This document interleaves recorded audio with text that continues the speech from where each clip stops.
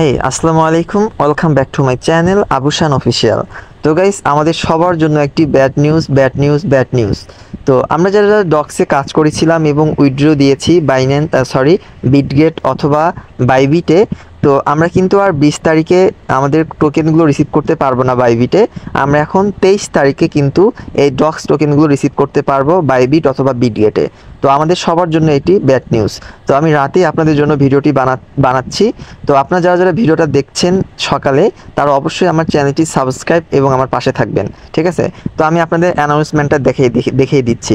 তো আমি এখান থেকে কাট করে চলে যাচ্ছি হলো আপনার হচ্ছে যে যে অ্যানাউন্সমেন্ট দিয়েছে সেটা।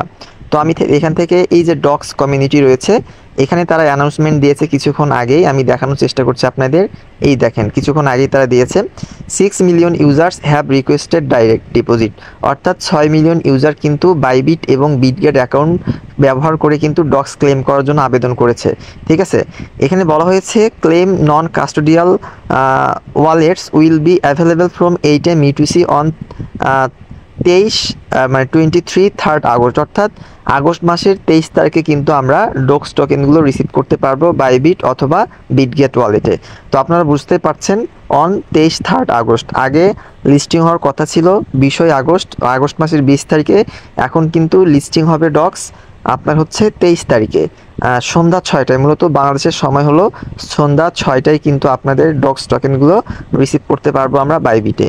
তো আমাদের সবার জন্য এটা ব্যাড নিউজ। আমরা যে আশা করছিলাম তা থেকে কিন্তু আমরা অনেকটা পিছিয়ে যাচ্ছিলাম। আমাদের মানে স্বপ্নটা একটু হলেও ভেঙে গেল, যে আমরা সবাই আশা করছিলাম যে 20 তারিখে কিন্তু আমরা ডক্স টোকেনগুলো রিসিভ করতে পারবো বাইবিটে, কিন্তু আমরা এখন পাচ্ছি না। আমরা 23 তারিখে, তারা আবার অ্যানাউন্সমেন্ট দিয়েছে আজকে রাতে, তারা কিন্তু 23 তারিখে টোকেনগুলো ডিস্ট্রিবিউশন করবে বা লিস্টিং হবে বাইবিট অথবা আপনার হচ্ছে বিটগেটে।